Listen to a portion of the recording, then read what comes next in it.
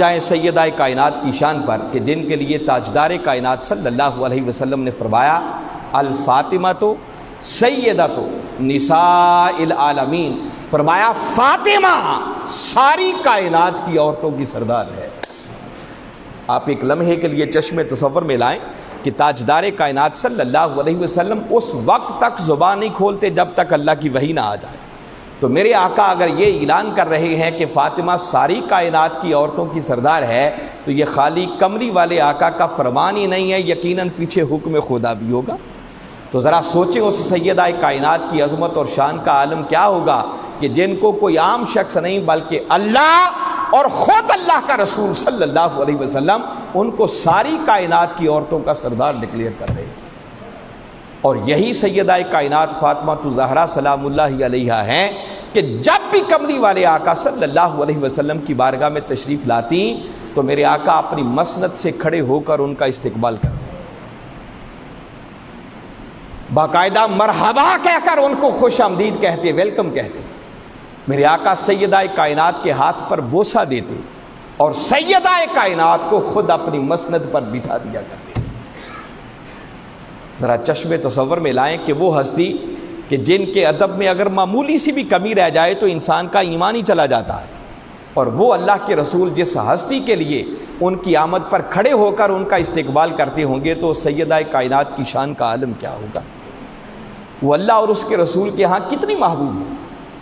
یہی سیدہ کائنات سلام اللہ علیہا ہیں کہ جن کی نسبت میرے آقا صلی اللہ علیہ وسلم نے ارشاد فرمایا کہ فاطمہ جس سے تو راضی ہو جائے اس سے اللہ راضی ہو جاتا ہے، اور جس سے تو ناراض ہو جائے اس سے خود خدا ناراض ہو جائے۔ وہ سیدہ کائنات کہ جن کی رضا میں اللہ کی رضا ہے اور جن کی ناراضگی میں خود خدا کی ناراضگی ہے، اس سیدہ کائنات کے مقام و مرتبہ کا عالم کیا ہوگا۔ ان کی شخصیت پر گفتگو کرنے کے لیے بھی بہت وقت چاہیے، میں صرف حکیم الامت علامہ اقبال کے اشعار کی شکل میں ان کو نذرانہ عقیدت پیش کر کے آج کی اپنی گفتگو کو وائنڈ اپ کرنا چاہ رہا ہوں۔ وہ حکیم الامت علامہ اقبال رحمۃ اللہ تعالیٰ علیہ کہ جنہوں نے امت کو خواب غفلت سے جگانے کے لیے ذرا چشم تصور میں لائیں کتنی کی محنت کی، اور پھر سوچیں کہ ان کی اہل بیت کے ساتھ محبت اور مودت کا عالم کیا ہے، اور سیدہ کائنات کو وہ خراج تحسین کیسے پیش کرتے ہوئے نظر آتے ہیں۔ حکیم الامت علامہ اقبال فرماتے ہیں، وہ کہتے ہیں کہ حضرت مریم علیہ السلام یہ تو وہ ہستی ہیں کہ جن کو صرف ایک نسبت کی وجہ سے اللہ کی بارگاہ میں مقام و مرتبہ حاصل ہے،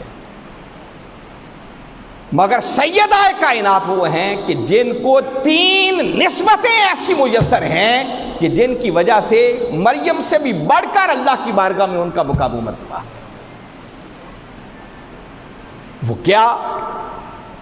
فرمایا، سیدہ کائنات کو جو 3 نسبتیں حاصل ہیں ان میں سے پہلی نسبت یہ ہے نور چشم رحمت للعالمین، کہ سیدہ کائنات وہ ہیں جو رحمت للعالمین کی آنکھوں کا نور ہے۔ اور کون رحمت للعالمین؟ امام اولین و آخرین، اس اولین و آخرین کے امام جن کو اللہ رب العزت نے رحمت للعالمین قرار دیا، فرمایا سیدہ کائنات کو اس اولین و آخرین کے امام کی آنکھوں کا نور ہونے کا شرف حاصل ہے۔ کہ مریم علیہ السلام تو وہ ہے نا کہ جن کو صرف عیسیٰ علیہ السلام کے باپ ہونے کی ایک نسبت ملی تو وہ اللہ کی نگاہ میں بلند مرتبے والی ہو گئیں۔ تو فرماتے ہیں حضرت فاطمہ الزہرا سلام اللہ علیہا وہ ہیں کہ جن کو 3 بڑی نسبتیں میسر ہیں۔ پہلی نسبت بیان کی کہ تاجدار کائنات صلی اللہ علیہ وسلم کی آنکھوں کا نور، ان کی آنکھوں کی ٹھنڈک، ان کی آنکھوں کا چین، ان کے دل کا قرار ہے۔ اور پھر فرماتے ہیں بانویاں تاجدار حالاتا مرتضی مشکل کشا شیر خدا۔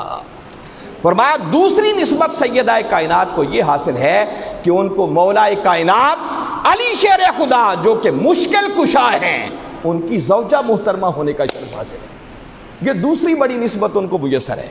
اور تیسری نسبت حکیم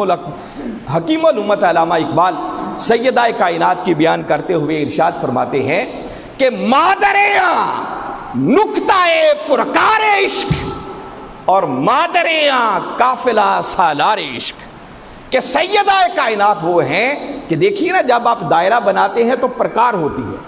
پرکار کو جس مرکز پر رکھ کر آپ گھماتے ہیں تو دائرہ لگتے ہیں۔ وہ کہتے ہیں کہ عشق کے دائرے کا مرکز اگر کوئی ہے تو وہ امام عالی مقام امام حسین علیہ السلام ہیں، اور سیدہ کائنات وہ ہیں کہ جن کو اس امام عشق کی ماں ہونے کا شرف حاصل ہے، اور قافلہ سالار عشق کی ماں ہونے کا شرف حاصل ہے۔ فرمایا مریم تو وہ ہیں کہ جن کو عیسیٰ علیہ السلام کی والدہ ہونے کا ایک شرف ملا، وہ اتنی بلند مرتبہ ہو گئی، تو چشم تصور میں لائیں اس سیدہ کائنات کی عظمت کا عالم کیا ہوگا جن کو اتنی تین بڑی بڑی نسبتیں میسر ہیں۔ اور حکیم الامت علامہ اقبال،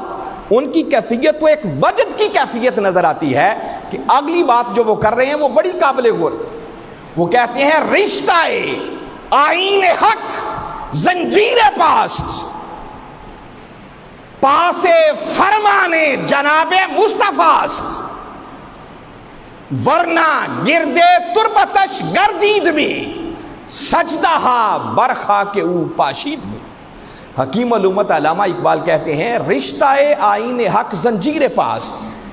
آئین حق سے مراد آقا کا لایا ہوا دین ہے، اسلام ہے۔